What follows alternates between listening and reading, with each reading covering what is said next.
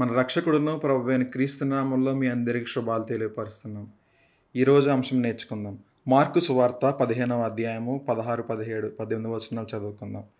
అంతటా సైనికులు ఆయనను ప్రేతోర్యమును అధికార మందులపు లోపలికి తీసుకొని పోయి సైనికులను అందరినీ సమకూర్చుకున్న తర్వాత ఆయనకు ఊదారంగు వస్త్రము తొడిగించి ముండ్ల కిరీటమును ఆయన తల మీద పెట్టి, యూదుల రాజా నీకు శుభమని చెప్పి ఆయనకు వందనము చేయసాగరి. చిన్న ప్రార్థన ప్రారంభించుకుందాం. మహాపరిశుద్ధుడైన దేవా, ప్రేమ కలిగిన మా తండ్రి, నువ్వు ఇచ్చిన శ్రేష్టమైన సమయాన్ని బట్టి నీకు వందనాలు చెల్లించుకుంటున్నాము. ఈరోజు మాతో మీరు ఏ అంశం ద్వారా మాట్లాడాలనుకుంటున్నారో మీరు మాతో మాట్లాడండి ప్రభువా. చెప్పే నీ యొక్క సేవకుడికి ప్రభువా మీరు తోడు ఉండండి. ఆ బిడ్డ నాలుకను మీరు అభిషేకించండి ప్రభువా. వినుట వలన మా అందరికీ విశ్వాసాన్ని కలుగ చేయండి. ఎవరైతే ఈ యొక్క కార్యక్రమాన్ని వీక్షిస్తున్నారో వారందరికీ ప్రభువా మీ యొక్క నిండైన దీవెన ఆశీర్వాదాలు వారందరి మీద కుమ్మరించమని యేసు పరిశుద్ధ నామమును బట్టి ప్రార్థించి వేడుకొంచున్నాము తండ్రి, ఆమేన్. మన సేవకులు మన మధ్య ఉన్నారు. ఈ యొక్క 16, 17, 18 వచనాల్లో ఉన్న ఈ యొక్క సందర్భము ఎప్పుడు, ఎక్కడ, ఎలా జరిగింది? ఆమేన్. చాలా చక్కటి విషయాలు మీరు చదివారు. మనం మార్కు సువార్త 15వ అధ్యాయాన్ని చూస్తూ ఉన్నాం. మనము మార్కు సువార్త ఎండింగ్కి వచ్చేస్తున్నాం. 16 అధ్యాయాలే కదండి. ఈ ఎండింగ్కి వచ్చేసరికి మన ప్రభువైన యేసుక్రీస్తు వారిని మనం గమనించినట్లయితే మార్క్ ప్రారంభం నుండి మొదటి అధ్యాయం నుండి చాలా ఫాస్ట్ మూవింగ్ స్టైల్లో మార్క్ రాస్తున్నాడని మనం చూసాం. తర్వాత ప్రభువైన యేసుక్రీస్తు వారి యొక్క సిలువ ఆ వారం ఉందనగానే దగ్గరలోకి రాగానే కొంచెం స్లో డౌన్ అయిపోయి మనకి ఎక్కువ డీటెయిల్స్ ఇస్తూ ఉన్నాడు. స్లో పేస్లో వెళ్తున్నాడు. మన ప్రభువైన యేసుక్రీస్తు వారిని మనం గమనించినట్లయితే ఆయన ఒక బోధకుడిగా, ఆయన సముద్రమును గాలిని అణిచివేసే రక్షకుడు. దెయ్యాలు వణికిపోతున్నాయి, రోగములు పారిపోతున్నాయి, అంటే స్వస్థ పొందుతున్నారు రోగులు. ఇలాగా ఫుల్ ఆఫ్ యాక్టివిటీతో ఉన్న మన ప్రభువైన యేసుక్రీస్తు వారు ఈ మార్క్ సువార్త ఎండింగ్కి వచ్చేసరికి ఆయన ఒక విధంగా సైలెంట్ అయిపోతున్నారు. సైలెంట్. ప్రత్యేకంగా మార్కు సువార్త 15వ అధ్యాయంలో ప్రభువైన యేసుక్రీస్తు వారు ఎక్కువ మాట్లాడట్లేదు. మనము మార్కు సువార్త 15వ అధ్యాయం మొదటి వచనం నుండి మనం చూస్తే పిలాతు అడుగుతున్నాడు, ప్రశ్న అడుగుతున్నాడు, ఏంటి నువ్వెవరువు అని ఇలాగ అడిగినప్పుడు, నువ్వు యూదుల రాజువేనా అన్నప్పుడు ప్రభువైన యేసుక్రీస్తు వారు he speaking less and less, తక్కువ.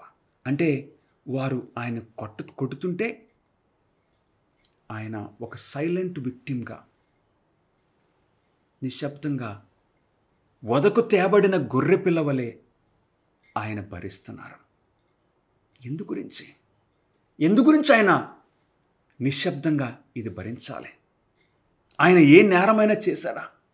పిలాతు అడుగుతున్నాడు, ఆయన ఏ నేరం చేశాడు? What is his mistake?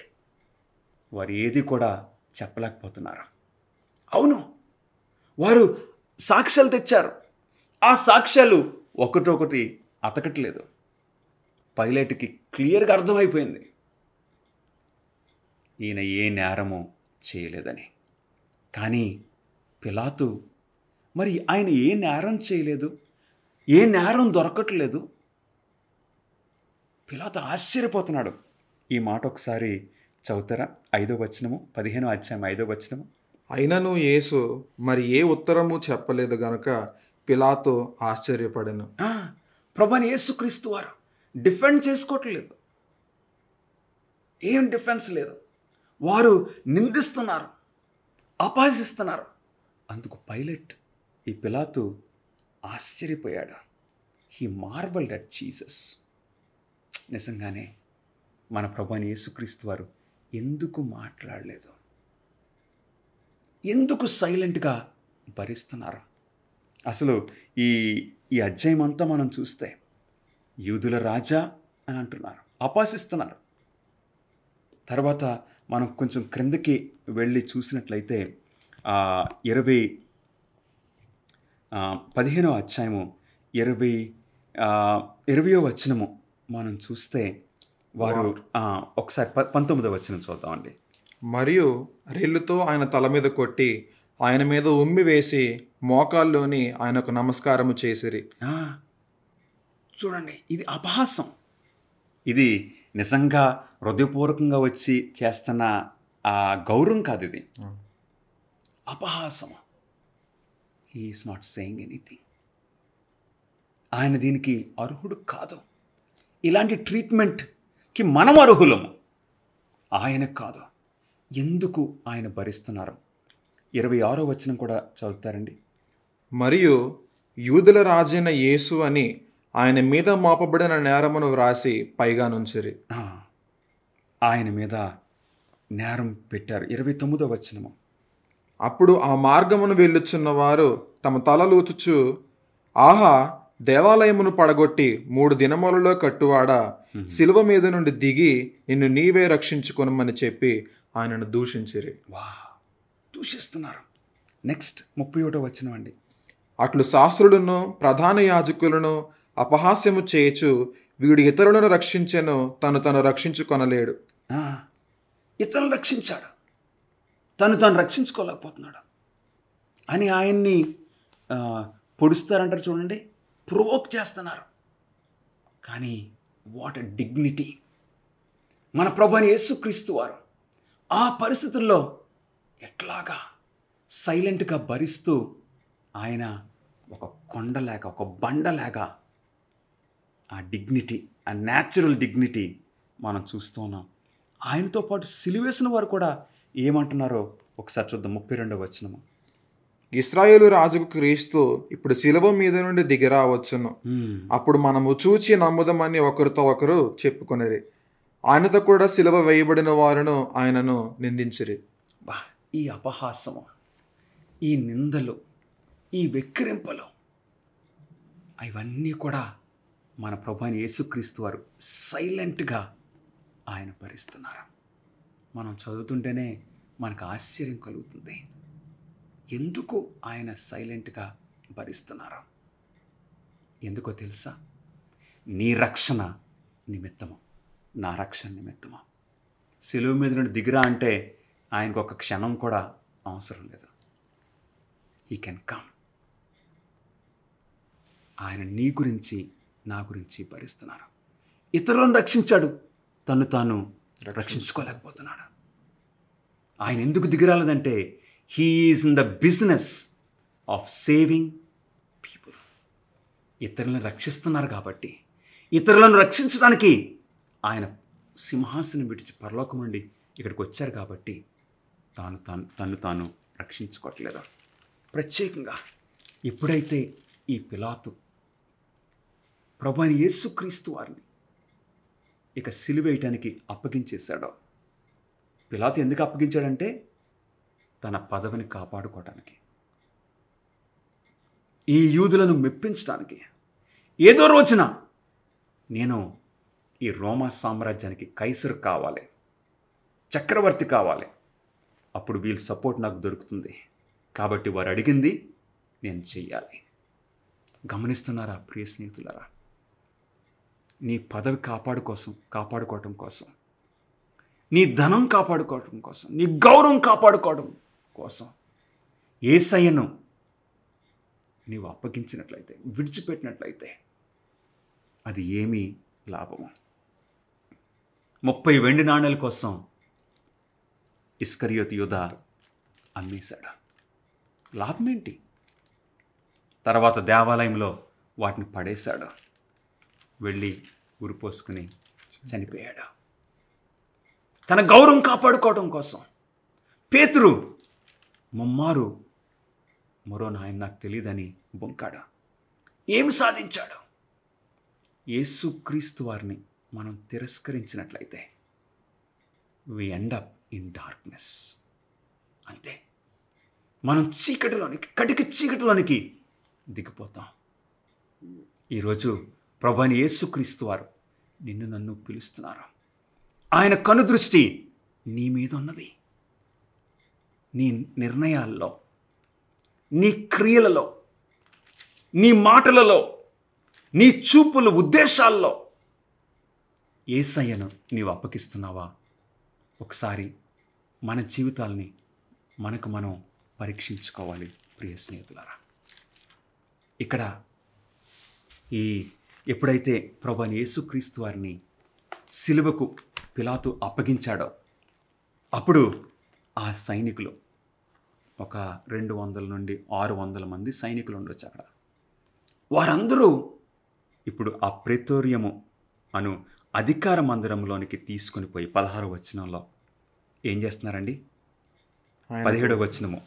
ఆయనకు ఊదారంగు వస్త్రము తొడిగించి ముండ్ల కిరీటమును ఆయన తల మీద పెట్టి, యూదుల రాజా నీకు శుభమని చెప్పి ఆయనకు వందనము చేయసాగిరి. వారు యూదుల రాజా, ఆయనకి ఒక ఊదారంగు పర్పుల్ గార్మెంట్ అంటే రాయల్టీ. ఇది రాజులకే పెడతారు, ఇస్తారు. అంటే వారికి తెలియకుండా ఈయన ఒక రాజని వారు చేస్తున్నారు. అన్నోయింగ్లీ. గమనిస్తున్నారా? వారు అనుకుంటున్నారు అపహాస్యం చేయడానికి చేస్తున్నారు, కానీ నిజంగా ఒక రాజుగా గమనిస్తున్నారా? అంటే ఈ అపహాస్యం ఏంటంటే ఈయన ఒక రాజు అంటే ఈ రాజు ఓడిపోయిన రాజు అని ఆయన ముందు అపహాస్యం. ముళ్ళ కిరీటం పెట్టారు. ముళ్ళ కిరీటం పెట్టి ఈయన ఓడిపోయిన రాజు, ఈయన బలహీనమైన రాజు అని అపహాస్యం చేస్తున్నారు. అదంతా భరించడం ఎంత కష్టం. ఈ అపహాస్యం చేసే వీరందరూ వెనక ఎవరున్నారండి? సాతాను. డెఫినెట్లీ సాతానుడు. ఎలాగైనా సరే ఆయనను అలా ప్రొవోక్ చేసి ఒక్క మాటలో ఇప్పుడు ఆయన పాపం చేస్తే, ఒక్క చూపులో పాపం చేస్తే మనకు లొంగిపోతాడు అని సాతానుడు భయంకరంగా పనిచేస్తున్నాడు. కానీ వాట్ డిగ్నిటీ! మన ప్రభువైన యేసుక్రీస్తు వారు ఒక స్థిరంగా ఆయనను ఎంత ప్రొవోక్ చేసినా, ఎంత దూషించినా ఆయన నోట్లో నుండి ఒక్క పాపిష్టి మాట రావడం లేదు. ఆయన చూపుల్లో, ఫేషియల్ ఎక్స్ప్రెషన్స్లో లేదు. ఆయన మాట ఒక్కటే, తండ్రి వీరేమి చేయుచున్నారో వీరెరుగరు. వారి కన్నులు తెరవబడితే వారు ఇలా చేయరు. ఎవడో ఒకడు వీరికి గుడ్డితనాన్ని కలిగించాడు. సాతానుడు గుడ్డితనం కలిగించాడు. సాతానుడు వాడుకుంటున్నాడు వారిని. అమాయకంగా వారు సాతానుడికి అమ్ముడైపోతున్నారు అని వారి గురించి, వారి రక్షణ నిమిత్తము ఆయన ప్రయాసపడుతున్నారు. ఏం చేశారో తెలుసండి? 19వ వచనం ఒకసారి చదువుతారా? మరియు రెల్లుతో ఆయన తల మీద కొట్టి ఆయన మీద ఉమ్మి వేసి మోకాల్లోని ఆయనకు నమస్కారము చేసిరి. ఒక రెల్లుని తీసుకొచ్చారు. అంటే ఒక సెప్టర్, అంటే ఒక కర్రను తీసుకొచ్చారు. తెచ్చి, ఇదిగో నీ సెప్టర్, నువ్వు రాజు కదా. సెప్టర్ అంటే ఆ రాజదండం అంటే అధికారం. ఇప్పుడు ఆయన దగ్గరికి పిచ్చి ఆయన కొడుతున్నారు. ఆయన చేతుల్లో పెట్టారు. ఇదిగో నీ రాజదండం. అంటే రాజదండం అంటే అధికారానికి గుర్తు. ఇంకొక మాటలో వీరు ఏమంటున్నారంటే, నీకు అధికారం లేదు, నీకు రాజ్యం లేదు, నీకు ముళ్ళ కిరీటం. ఏ విధంగా అపహాసిస్తున్నారు. వారు అనుకోకుండా, గ్రహించకుండా ఆయనకు రాజదండం ఉన్నదని వారు తెలియచేస్తున్నారు. అవును ప్రియులరా, మన ప్రభువైన యేసుక్రీస్తు వారు ఈ భూమి మీద ఉన్నప్పుడు బంగారు కిరీటాన్ని ఆయన అంగీకరించలేదా? ఎందుకంటే శిష్యులు, జనసమూహాలు కలిసి ఆయనకు బంగారు కిరీటం పెట్టడానికి ప్రయత్నం చేశారు. ఆయన అంగీకరించలేదు. ఒకసారి యోహాను సువార్త 6వ అధ్యాయానికి మనం వెళ్ళి చూద్దాం ప్రియులరా. యోహాను సువార్తలో ఈ ప్రాముఖ్యమైన విషయాన్ని యోహాను మనకు రాస్తూ ఉన్నాడు. యోహాను సువార్త 6వ అధ్యాయము 14-15 వచనాలు ఒకసారి చదవండి. ఆ మనుష్యులు యేసు చేసిన సూచక్రియను చూచి నిజముగా ఈ లోకమునకు రాబోవు ప్రవక్త ఈయనే అని చెప్పుకొనిరి.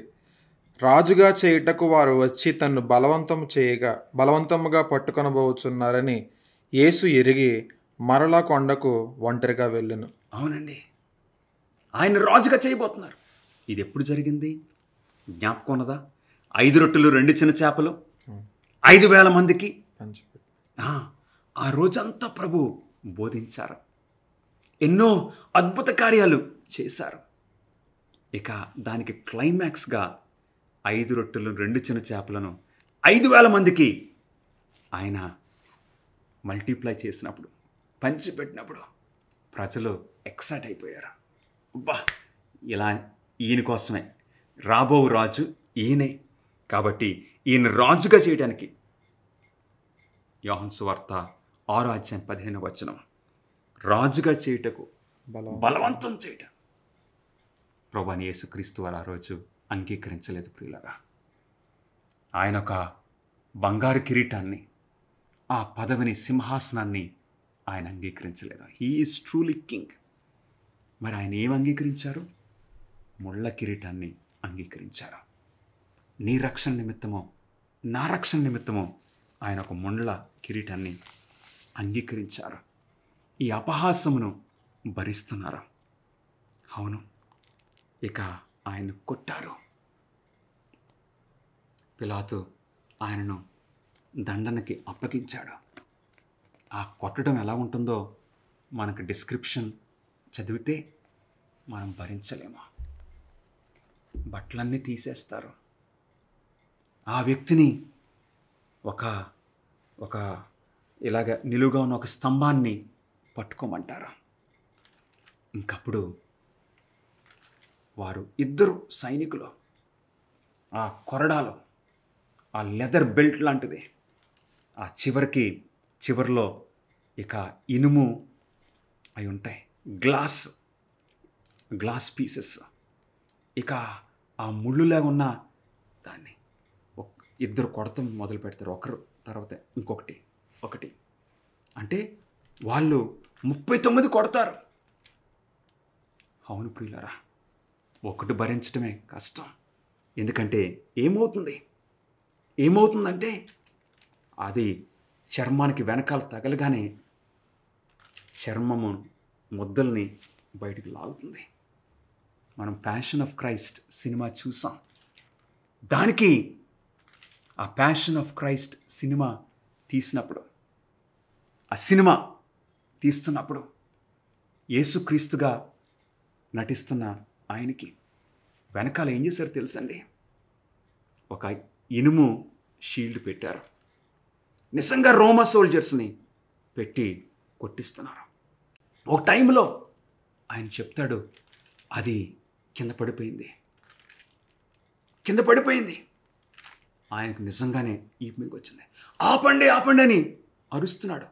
వాళ్ళకేమీ ఇంగ్లీష్ రాదు, లాటిన్ భాష వచ్చు రోమా సైనికులకి. అదొక ట్రాజడీ అయిపోయింది. ఇది యాక్టింగ్కే అది జరిగింది, కానీ ఆ ప్యాషన్ ఆఫ్ క్రైస్ట్ సినిమాలో మన ప్రభువైన యేసుక్రీస్తు వారు స్వయంగా, నిజంగా, రియల్గా ఆయన భరించారు ప్రియులరా. ఇక అది అలాగ అయ్యేసరికి ఇక ఆ వ్యక్తి ప్రాణం ఉండదు.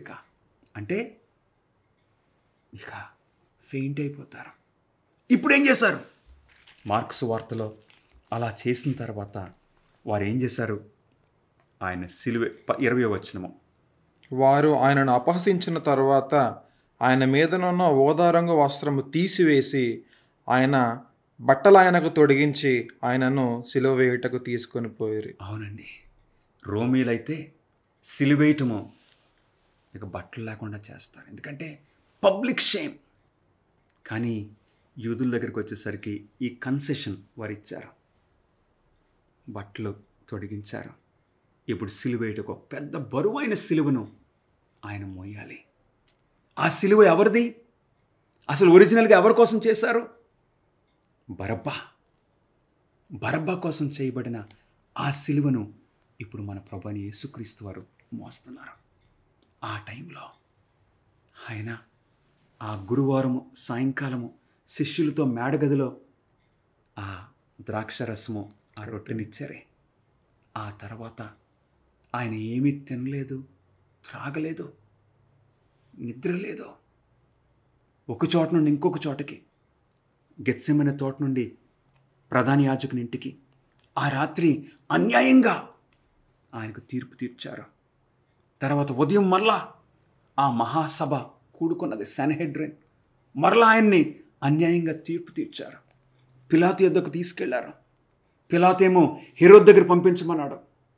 హెరోద్ మరలా అపహసించి పిలాతు దగ్గర పంపించాడు. ఇవన్నీ తర్వాత ఆయన్ని కొరడాలతో కొట్టారు, అపహసించారు. ఇప్పుడు సిలువకు అప్పగించారు. మన ప్రభువైన యేసుక్రీస్తు వారికి అసలు ఇక్కడ శక్తి కొంచెం కూడా లేకపోయింది. ఆ టైంలో ఆ సిలువ బరువు కింద ఆయన పడిపోయినప్పుడు ఎవరు వచ్చారండి ఆయనకు సహాయం చేయడానికి?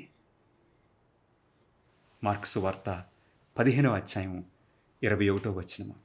కురేనీయుడైన సీమోనను ఒకడు పల్లెటూరు నుండి వచ్చి ఆ మార్గమున పోవుచుండగా ఆయన సిలువను మోయుటకు అతనిని బలవంతము చేసిరి. అవునండి, ఆ రోమా సైనికులకి అర్థమైపోయింది, ఇక ఈయన ఈ సిలువ మోయటం అసాధ్యం, ఆ కొండ వరకు ఎక్కడం అసాధ్యం.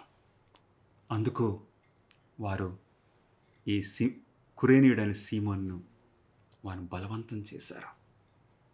ప్రారంభంలో బలవంతంగానే ఉంది. తర్వాత ఈ పరిస్థితి గమనించి ఆయన కురేనీయుడు అంటే యెరూషలేం పట్టణంలో నివసించేవాడు కాదు, ఎక్కడో బయట నుండి వస్తున్నాడు. ఆయన గమనించి ప్రభువైన యేసుక్రీస్తు వారి సిలువను మోసాడు. ప్రారంభంలో బలవంతంగానే అనిపించింది, కానీ తర్వాత he was for ever grateful. నాకు ఇంత భాగ్యము నాకు దొరికింది, నా యేసయ్య సిలువ మోయటానికి నాకు అవకాశం దొరికిందని ఇక తర్వాత ఆయన జీవితం అంతా కూడా హీ వాజ్ గ్రేట్ఫుల్.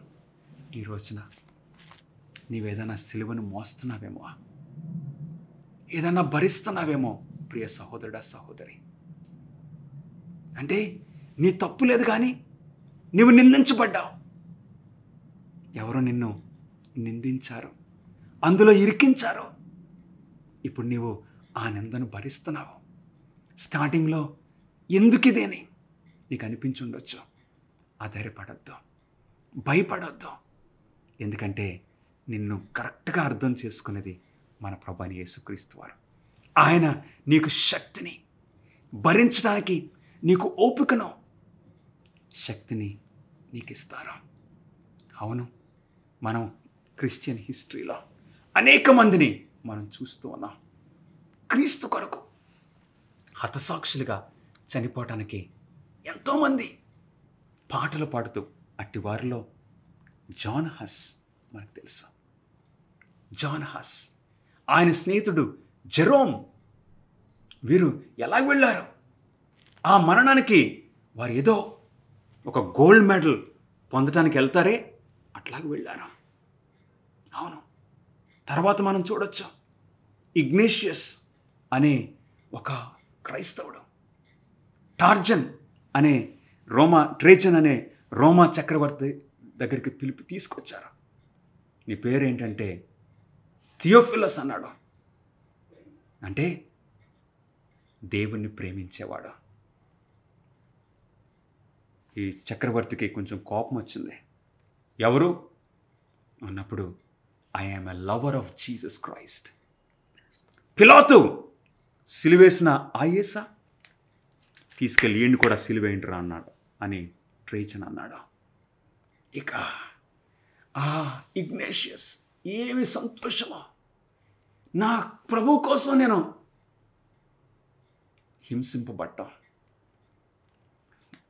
ఎక్కడ లేని ప్రివిలేజ్. యేసుక్రీస్తు వారి యొక్క శిష్యులు క్రీస్తు కొరకు మరణించడం అది ఒక భాగ్యం అనుకున్నారు. అలాగే ఇప్పుడు నాకు కూడా అలాంటి భాగ్యం దొరికిందని ఎంతో సంతోషించాడు. కొంతమంది సైనికులు మధ్యన ఇప్పుడు ఆయనను రోమపట్నానికి తీసుకువెళ్తున్నారు. ఎంతో సంతోషంతో ఇది నా ధన్యం. ఆధారపడొద్దు. క్రీస్తు కొరకు నీవు నిందను భరిస్తున్నావేమో, నీ ఇంట్లో నీవొక్కడవే యేసుక్రీస్తుని అంగీకరించిన వ్యక్తిగా ఉన్నావేమో, ఆ పొడిచే మాటలు, ఆ మాటలు నిన్ను ప్రతిసారి బలహీనపరుస్తున్నాయేమో. ఆధారపడొద్దు ప్రియ సహోదరుడా, సహోదరి. Jesus is right beside you. ఎలా బ్రదర్, ఎలా భరించాలి? స్టెఫన్ను తీసుకుని వెళ్ళి వారు రాళ్లతో కొట్టారు. ఎలా భరించాడు స్టెఫను? ఏంటో తెలుసండి, స్టెఫన్ యొక్క దృష్టి ఎక్కడున్నది? ఆన్ జీసస్, మన ప్రభువైన యేసుక్రీస్తు వారి పైన ఉన్నది. పౌలు గారు అంటారు, మన విశ్వాసం నాకు కర్త కొనసాగించేవాడైన యేసు వైపు చూచుచు ఈ పరుగు పందెంలో ఓపికతో మనము పరిగెత్తుదామా. ఎందుకంటే ఆయన మీద మనం దృష్టి పెట్టినప్పుడు, turn your eyes upon Jesus, look forth in his wonderful face, and the things of this world will grow strangely dim.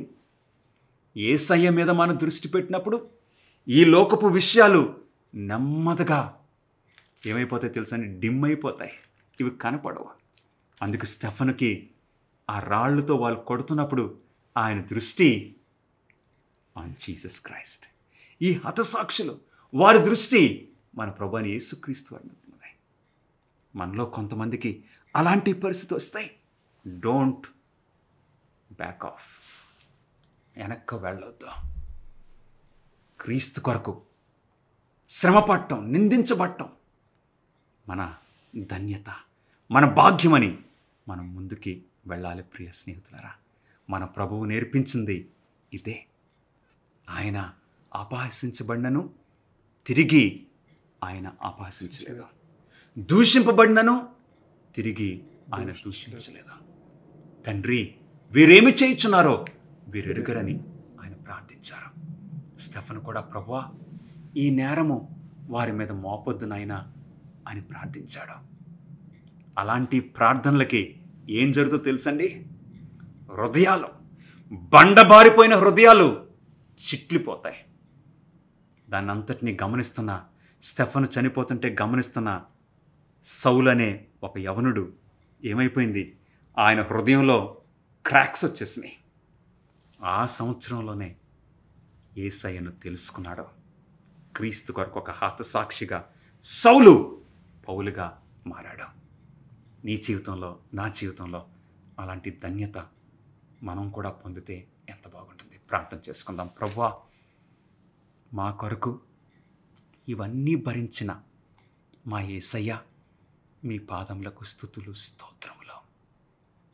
మేం కూడా ప్రభువా క్రీస్తు కొరకు మా వంతు భరించడానికి శక్తినివ్వండి.